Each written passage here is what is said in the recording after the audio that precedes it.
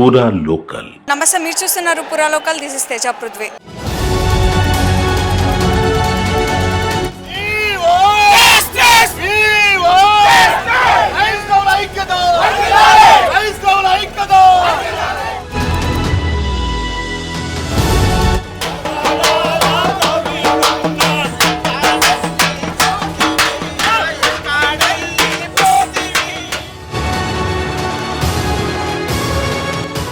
గత 3 రోజుల క్రితం ఏలూరు దగ్గర జరిగిన ప్రవీణ్ పగడాల యాక్సిడెంట్ ఈరోజు చాలా చర్చనీయాంశంగా మారిన విషయం.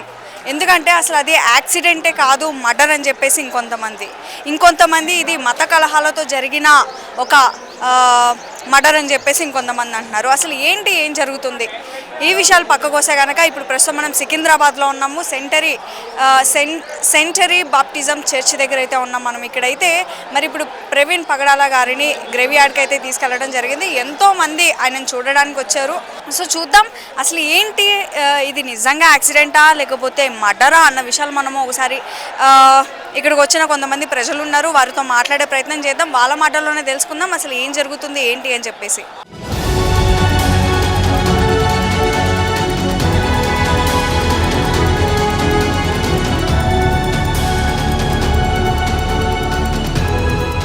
సార్, ఇది యాక్సిడెంట్ కాదు, పక్కా ప్లాన్తో చేసిన మర్డర్ అని చెప్పేసి అంటున్నారు. దీనిపైన మీరు ఏమంటారు? ఇప్పుడు నేను యాక్సిడెంట్ కాదు అంటే అవతల ఏదైనా గుద్దుకొని ఒక ఎలిమెంట్ అని ఉండాలి. అక్కడ బర్రెనో, ఆటోనో, లారీనో ఏదో ఒక వస్తువు ఉండాలి కదా. ఏ వస్తువు లేకుండా ఒక మనిషి నిల్చున్న దగ్గర చనిపోయినట్టు దాన్ని ఏమంటారు? అది హత్యన్న కావాలి, లేదంటే ఒక మనిషి ఆత్మహత్యన చేసుకోవాలి. అవి ఏం అక్కడ మాకైతే అక్కడ ఏమి అన్నవాళ్ళు కనిపిస్తలేదు.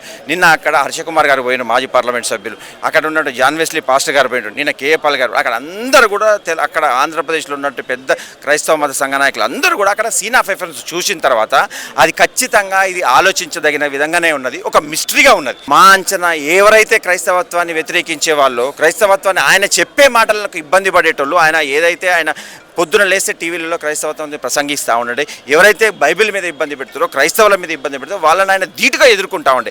అది వాళ్ళు ఇష్టం లేని వాళ్ళు చేయాల్సింది తప్ప ఆయన ఒక రియల్ ఎస్టేట్ చేసే వ్యక్తి కాదు, ఆయన ఒక బిల్డర్ కాదు, ఆయన బిజినెస్ ఇన్వాల్వ్మెంట్ లేవు. దీన్ని వేరే విధంగా చిత్రీకరించదు. ఖచ్చితంగా ఆయన చేసే ప్రసంగాలను ఇబ్బంది పడేటోళ్ళు మాత్రం ఇలాంటి పనులు చేస్తారు. అక్కడ ఉన్నది కూటమి ప్రభుత్వం, అక్కడ జరిగేది ఎన్డీఏ ప్రభుత్వం, బీజేపీ చేతులలో జరిగే ప్రభుత్వం. కాబట్టి మాకు చాలా భయంకరం ఉంది. అది ఖచ్చితంగా ఒక మిస్టరీగానే వాళ్ళకి చిత్రీకరిస్తారు. ఆయనకు శత్రువులు లేరు, ఎవరు లేరమ్మా. ఆయనకు ఉన్నది ఒక దేవుని పనిచేస్తాడు తప్ప ఆయనకు వేరే ఆయనకు వచ్చిన ఒక రూపాయి వస్తే 10 మందికి సాయం చేసి 10 మంది బిడ్డలను సాస్తుండే. ఆయనకు శత్రువులు అంటూ లేడు. ఆయన దేవుని నమ్ముకున్నాడు, దేవుడు ఆయనకు తప్ప, బైబుల్ తప్ప ఆయనకు వేరే తెలియదు. ఆయన కుటుంబం, బైబుల్, ఆయన ప్రసంగం తప్ప ఆయనకు వేరే శత్రువులు ఎవరైతే ఉంటారో, ఎవరైతే యేసుక్రీస్తుని వ్యతిరేకిస్తారో వాళ్ళే ఆయన శత్రువులు తప్ప ఆయనకు వ్యక్తిగతంగా ఎటువంటి శత్రువులు లేరు. మీ సపోర్ట్ ఎలా ఉండబోతుంది మరి?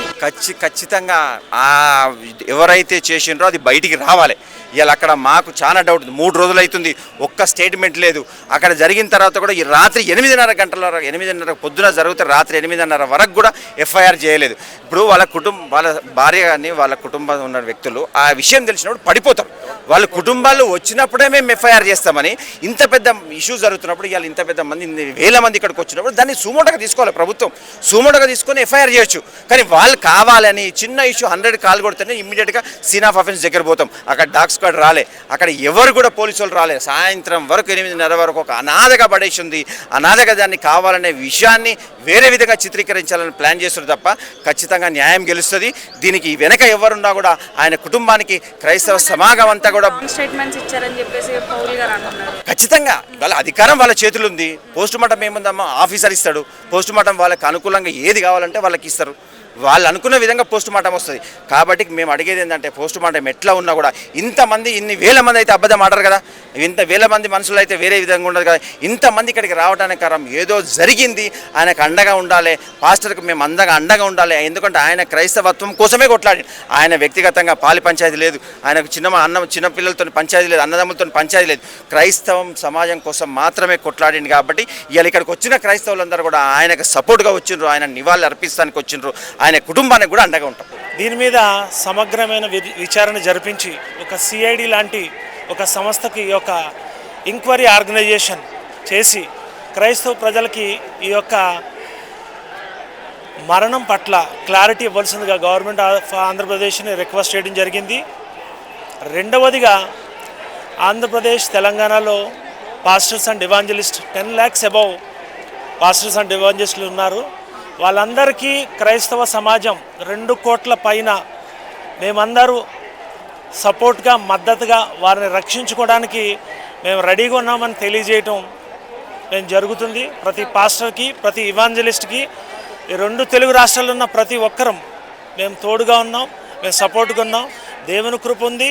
మా అందరి యొక్క సపోర్ట్ వారికి ఎప్పుడూ 24 hours ఉంటుందని ఈ యొక్క టీవీ ద్వారా మేము ప్రతి పాస్టర్కి తెలియజేస్తున్నాం. ఈ యొక్క సంఘటన ఎంత భయంకరమైందంటే చాలా అనుమానాలు ఉన్నాయి.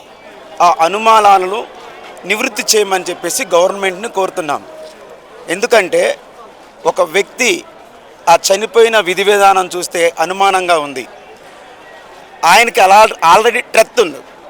ఆయనకి మరణము అనేటటువంటి భయం ఆల్రెడీ పెట్టేశారు. నిన్ను చంపుతాము అని చెప్పి వారం రోజుల క్రితమే, అంటే మత పిచ్చి ఉన్నటువంటి వాళ్ళు ఏం చేస్తున్నారంటే, భారతదేశం కానీ మన కాన్స్టిట్యూషనల్ రూల్ ఏం చెప్తా ఉంది, మత స్వాతంత్రపు హక్కు మనందరికీ కూడా ఉంది. కనుక ఎవరి మతాన్ని ఎవరైనా కానీ స్వేచ్ఛగా ప్రకటించుకోవచ్చు. మత ద్వేషాలు రెచ్చగొట్టి మరి మా మతమే గొప్పదంటూ ప్రచారం చేసుకుంటూ ఇంకొకళ్ళు ప్రచారం చేసుకుంటున్నప్పుడు వాళ్ళ మీద దాడులు చేయడం అనేది కరెక్ట్ కాదు.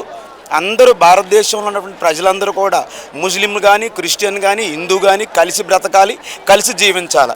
ఇప్పుడు ప్రవీణ్ పగడాల గారి విషయంలో చూసినట్లయితే ఆయన తను ఏదైతే నమ్మాడో తన సిద్ధాంతాన్ని బలంగా ప్రకటించడం ప్రారంభించాడు. అది ఓర్చుకోలేనటువంటి కొన్ని శక్తులు ఎవరైతే ఉన్నారో వాళ్ళు ఖచ్చితంగా ఈ దాడి చేశారని చెప్పేసి మేము నమ్ముతున్నాము. ఇంకొక విషయం ఏంటంటే, ఈ టీవీ ద్వారా ఆంధ్రప్రదేశ్ ప్రభుత్వాన్ని నేను తెలియజేస్తుంది ఏంటంటే, దయచేసి హోమ్ మినిస్టర్ గారు ఏదైతే నివేదిక ఉందో, ఎఫ్ఐఆర్, అదేవిధంగా పోస్ట్ మార్టం ఏదైతే ఉందో పారదర్శకంగా, జాగ్రత్తగా, న్యాయపూర్వకంగా డాక్టర్లు కూడా దీన్ని తారుమారు చేయకుండా నిజాలేంటో, ఆయన ఎలా చనిపోయాడో మాకు తెలియజేయాలని చెప్పేసి కూడా మేము కోరుతూ ఉన్నాము.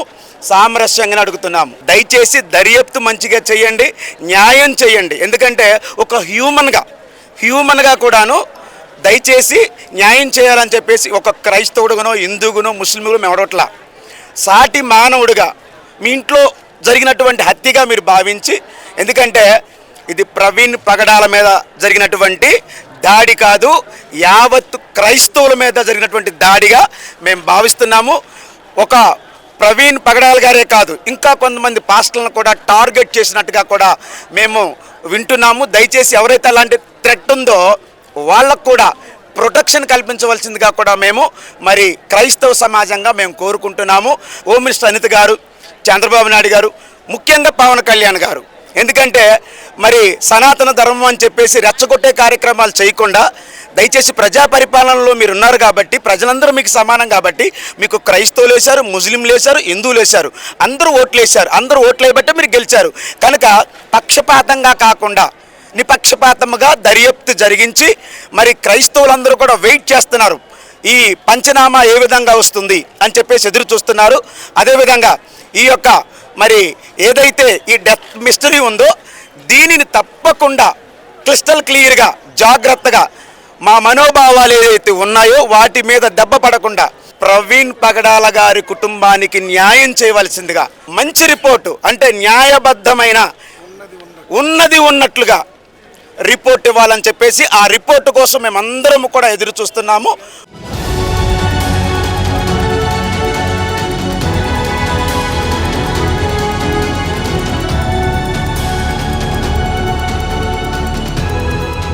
మొత్తానికి ప్రవీణ్ గారిది అసలు యాక్సిడెంట్ కాదు, ఇది హత్య అని అంటున్నారు. ఎంతవరకు నిజం అంటారు మీరు?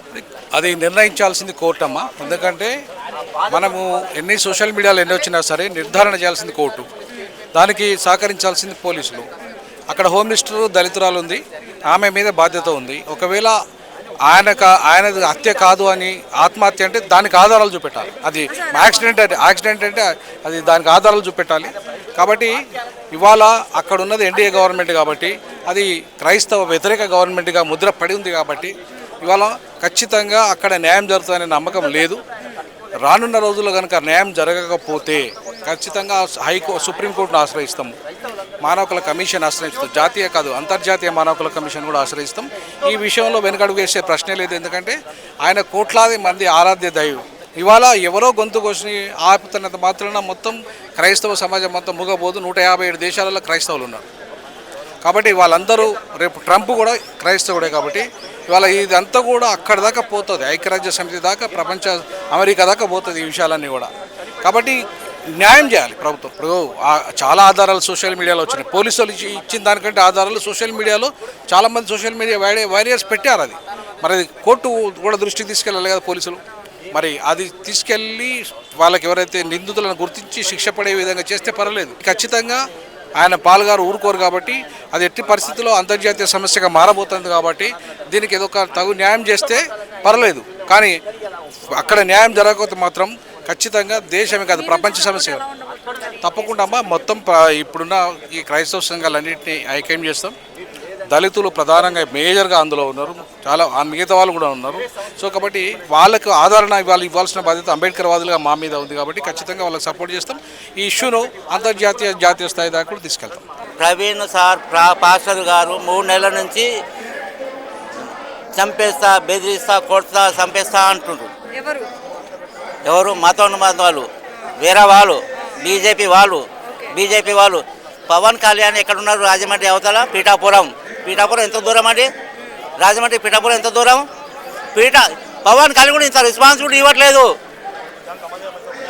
ఇంతవరకు రెస్పాన్స్ ఇవ్వట్లేదు. ఎందుకు అంటే క్రైస్తవులంతా అంత కోపమా పవన్ కళ్యాణ్కి? ఆయన స్పందించవచ్చు కదా, ఎందుకు? రాజమండ్రి పీఠాపురంకు ఎంత ఒక 50 కిలోమీటర్స్ దూరం అంతే. ఆయన అక్కడనే ఆఫీస్ ఉంది. ఎందుకు అట్లా అసలు ఎప్పుడు వచ్చిందా? మీరన్నా చూసినరా మేడం? నేను చూసినరా? రాలేదు. Chandrababu Naidu home minister madam స్పందించారు.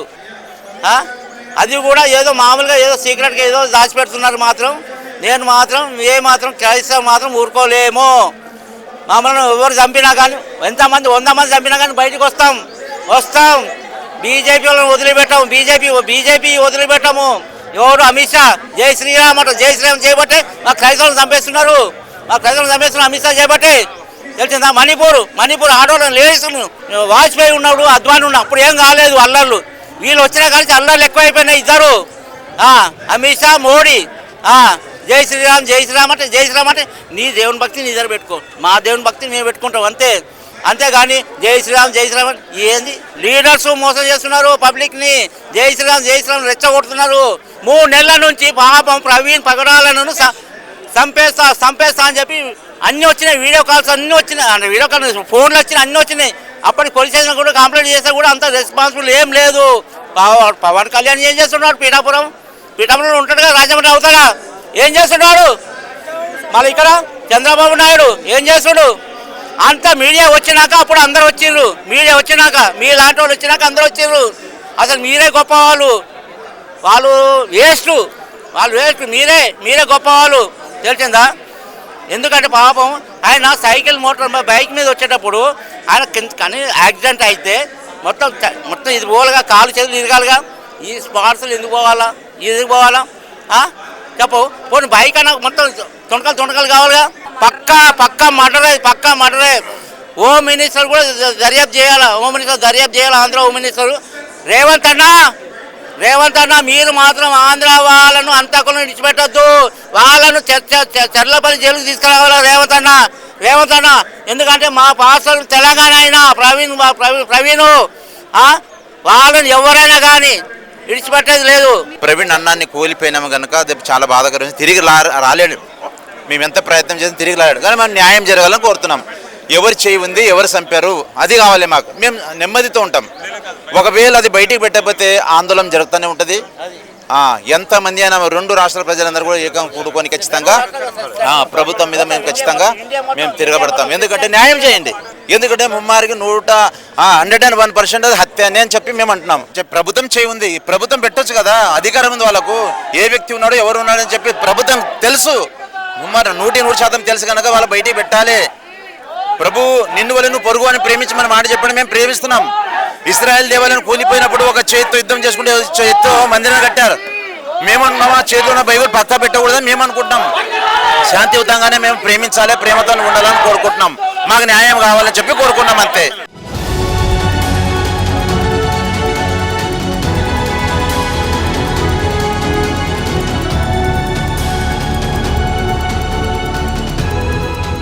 అసలు నిజంగా యాక్సిడెంట్ అంటారా లేకపోతే ఏంటి? యాక్సిడెంట్ లాగా అనిపించట్లేదమ్మా. ఇది ఎవరో పథకం ప్రకారమే ఆయన డిబేట్లో చూసి వాళ్ళకి నచ్చని వాళ్ళు ఉంటారు, అలాగా మనసులో నొచ్చుకొని పగబెట్టుకొని కుట్ర చేసి హత్య చేసింది అనేది మా యొక్క ప్రధానమైన అనుమానం, ఆరోపణ. ఆంధ్రాకి నెలలో 2 సార్లు 3 సార్లు కూడా వెళ్తూనే ఉంటారు, కానీ ఇప్పటిదాకా కనీసం ఏ చిన్న ఇన్సిడెంట్స్ లాంటివి కూడా జరగలేదు. ఇప్పుడు చూసుకుంటే కనుక కట్ చేస్తే ఇంకా ఆయన చనిపోయి ఉన్నారన్నమాట. అంటే దీని వెనక ఏమన్నా కుట్రలు జరుగుతున్నాయని మీరు అనుకుంటున్నారా? డెఫినెట్గా కుట్రనే జరిగి కుట్రదారనే హత్య చేయబడ్డారు. ఆర్టికల్ 25 రాజ్యాంగం ఏం చెప్తుంది? ఎవరైనా తమకి ఇష్టమైన దైవాన్ని ఆరాధించుకోవచ్చు, ఇష్టమైన మతాన్ని అవలంబించుకోవచ్చు, ఇష్టమైన మతాన్ని ప్రచారం చేసుకోవచ్చు అని రాజ్యాంగం ఆర్టికల్ 25 చెప్తా ఉన్నది. అలాంటప్పుడు క్రైస్తవ నాయకుడైన పగడాల ప్రవీణ్ గారిని అంత దారుణంగా హత్య చేయవలసిన అవసరం ఏమున్నది? ఈ ఆర్టికల్ 25 అతను కూడా వర్తిస్తుంది, యావత్ క్రైస్తవ లోకానికి వర్తిస్తుంది. ఇది యాక్సిడెంట్ అయితే కాదమ్మా, 100కు 200% అక్కడ చూస్తున్న ప్రతి ఒక్క ఇవి యాక్సిడెంట్ లాగా లేవు. కర్రలు ఉన్నాయి, మనిషి మీద యాక్సిడెంట్ అయితే బండి ఒక సైడ్ పడుతుంది, మనిషి మీద పడదు. 2 కాళ్ళు పడి ఉన్నాయి, దాని మీద బండి ఉంది. ఇది యాక్సిడెంట్ మాత్రం అస్సలు కాదు. ఒకవేళ యాక్సిడెంట్ అనుకుంటే కాళ్ళకు దెబ్బలు తలుగుతాయి, ఇంకా చేతులు ఇరగొచ్చు, లేదా బండి ఖరాబ్ అవ్వచ్చు. అలాంటివి ఏమి జరగలేవు. కాబట్టి 100కు 200% ఇది హత్యే. టోయిలెట్ మీద ఏదైతే చూపిస్తున్నారో దానికంటే ముందే అన్నకు అటాక్ అయ్యారు, దెబ్బలు కూడా కొట్టినట్టున్నారు, కొంచెము బండి కూడా క్రాస్ అయినట్టుంది. ఇదైతే అన్న చనిపోయినట్టుగా కాదు, ఇది యాక్సిడెంట్ ఏమాత్రం కాదు. ఇది కంపల్సరీ అన్న చెప్పిన వాక్యము వాళ్ళకు కుచ్చుకొని వాళ్ళు బాధపడి ఇది ఒక మతపరంగా అన్నను చంపారే తప్ప ఇది ఏమాత్రము యాక్సిడెంట్ కాదండి. చిన్న చిన్నవి అయితేనే ఎంతోమంది వస్తారు. మొన్న తొక్కిటిలాసలో దిల్సుఖ్ నగర్లో ఒక వ్యక్తి చనిపోయింది, ఎంతమంది వచ్చిరు, ఎన్ని మీడియాలో వచ్చిరు, ఎంతమంది మాట్లాడిరు. ఈయన ఒక పెద్ద దైవ సేవకుడు, పరిశుద్ధమైన దైవ సేవకుడు. ఇలాంటి మనిషి, ఇలాంటి ఒక వ్యక్తి, విలువైన వ్యక్తి చనిపోతే ఒక్కళ్ళన్నా వచ్చి రాజకీయ పరంగా కానీ మేమున్నాము, ఇది మీకు కరెక్ట్గా చెప్తామని 3 రోజులు అవుతుందండి. ఎక్కడ 3 రోజుల నుంచి ఎలా చనిపోయారో తెలియకుండా ఎట్లుంటుంది? సిఐ సార్ కానీ ఎస్ఐ సార్ కానీ వాళ్ళు కూడా ఏం కరెక్ట్గా చెప్పట్లే. మీడియా ముందు మాట్లాడటానికి చాలా తడబడుతున్నారు, చాలా భయపడుతున్నారు, కరెక్ట్గా ఇన్ఫర్మేషన్ ఇవ్వట్లే. దీని వెనకాల నేను అనుకుంటున్నాను కుట్ర ఉంది, రాజకీయ బలగం కూడా ఉండొచ్చు. లేదంటే అక్కడున్న ఆంధ్రలో ఉన్న పెద్దవాళ్ళు వచ్చి మాట్లాడగలుగుతారు. ఎవరు కూడా రాజకీయ నాయకులు రావట్లేరు. కాబట్టి దీని వెనకాల కుట్ర ఉందండి.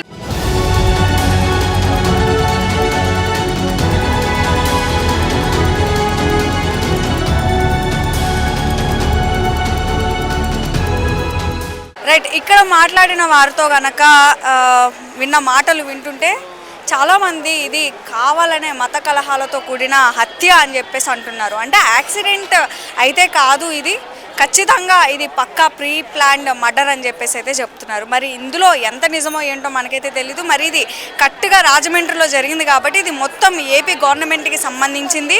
వారు మాత్రమే అసలు దీని వెనకున్న అసలైన నిజాలు ఏంటి అని బయటపెట్టాలి అని చెప్పేసి ఇక్కడ ఉన్న వారందరూ కోరుతా ఉన్నారనమాట. సో ఇవి ఇప్పటి వరకు అప్డేట్స్. మరిన్ని అప్డేట్స్ కోసం చూస్తూనే ఉండండి పూరా లోకల్. కెమెరామ్యాన్ సతీరెడ్డితో తేజ పృథ్వీ.